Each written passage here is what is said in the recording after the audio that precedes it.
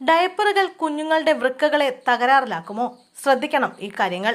ഒരു കുഞ്ഞ് ജനിച്ചു കഴിഞ്ഞാൽ പിന്നെ ഡയപ്പറുകൾ വാങ്ങിക്കൂട്ടുക എന്നതാണ് മാതാപിതാക്കളുടെ പ്രധാന ടാസ്ക് എന്ന് വേണമെങ്കിൽ പറയാം. 3 വയസ്സുവരെയും ഡയപ്പർ ഉപയോഗിക്കുന്നതാണ് പലരുടെയും രീതി. ഈ സാഹചര്യത്തിലാണ് ഡയപ്പറുകൾ കുഞ്ഞുങ്ങളുടെ വൃക്കയെ തകരാറിലാക്കുമെന്ന് പറയുന്ന ഒരു വീഡിയോ സമൂഹ മാധ്യമങ്ങളിൽ വൈറലാകുന്നത്. ഇത് മാതാപിതാക്കളിൽ ആശങ്ക ഉയർത്തിയിട്ടുണ്ട്.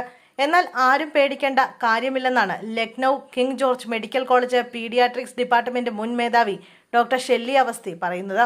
വൃക്കയുടെ പ്രവർത്തനവുമായി ഡയപ്പറിന് ഒരിക്കലും നേരിട്ടുള്ള ബന്ധം വരില്ലെന്ന് ഡോക്ടർ തീർത്തു പറയുന്നു. മൂത്രം ആഗിരണം ചെയ്യുക എന്നത് മാത്രമാണ് ഇതിന്റെ ജോലിയെന്നും ഡോക്ടർ കൂട്ടിച്ചേർത്തു. രക്തത്തെ ശുദ്ധീകരിക്കുന്ന ആന്തരിക അവയവമാണ് വൃക്ക. ഡയപ്പറുകൾ ശരീരത്തിന് പുറത്തുപയോഗിക്കുന്ന യൂറിൻ പിടിച്ചുവെക്കുന്ന വസ്തുവാണ്. എന്തെങ്കിലും പ്രശ്നമുണ്ടാവുക കൃത്യമായി ഡയപ്പറുകൾ മാറ്റാതിരിക്കുമ്പോൾ മാത്രമാണെന്നും അവസ്ഥി ചൂണ്ടിക്കാട്ടുന്നു. ഓരോ 3-4 മണിക്കൂർ കൂടുമ്പോൾ ഡയപ്പറുകൾ മാറ്റണമെന്ന് ഡോക്ടർ വ്യക്തമാക്കുന്നു. വൃത്തിയില്ലായ്മ യൂറിനറി അല്ലെങ്കിൽ ചർമ്മത്തിലെ അണുബാധയ്ക്ക് കാരണമാകും. കൂടാതെ ചർമ്മത്തിൽ പാടുകൾ ഉണ്ടാകാനും ഇടയുണ്ട്. യൂറിനറി ട്രാക്ട് ഇൻഫെക്ഷൻ സ്ഥിരമായി വന്നാൽ അത് നേരിട്ട് വൃക്കയുടെ ആരോഗ്യത്തെ ബാധിക്കും. പക്ഷേ അതിന് ഡയപ്പറിനെ മാത്രം പ്രതിസ്ഥാനത്ത് നിർത്താനും സാധിക്കില്ലെന്ന് ഡോക്ടർ പറയുന്നു.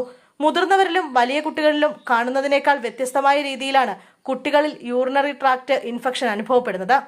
പനി, അസ്വസ്ഥത, ഭക്ഷണം കഴിക്കാതിരിക്കുക, മൂത്രത്തിന് ദുർഗന്ധം കൂടുക തുടങ്ങിയവയായിരിക്കും ലക്ഷണങ്ങൾ. ഇത്തരം അവസ്ഥയിൽ കൂടുതൽ ശ്രദ്ധ കുട്ടികൾക്ക് നൽകണം. ഇല്ലെങ്കിൽ ഈ അവസ്ഥ കൂടുതൽ പ്രശ്നങ്ങളിലേക്ക് നയിക്കും. യൂറിനറി ട്രാക്റ്റിൽ ബാക്ടീരിയകൾ പ്രവേശിക്കുന്നതാണ് അണുബാധയ്ക്ക് ഇടയാകുന്നത്. അത് ഡയപ്പർ ഉപയോഗിക്കുന്നത് കൊണ്ട് മാത്രം ഉണ്ടാകില്ല. ഡയപ്പർ മാറ്റിയതിനു ശേഷം കുഞ്ഞിനെ വൃത്തിയാക്കുക, നന്നായി വെള്ളം കുടിക്കുന്നുണ്ടെന്ന് ഉറപ്പുവരുത്തുക, ലക്ഷണങ്ങൾ തുടങ്ങുമ്പോൾ തന്നെ ഡോക്ടറുടെ സഹായം തേടുക എന്നിവയെല്ലാം പ്രധാനമാണ്.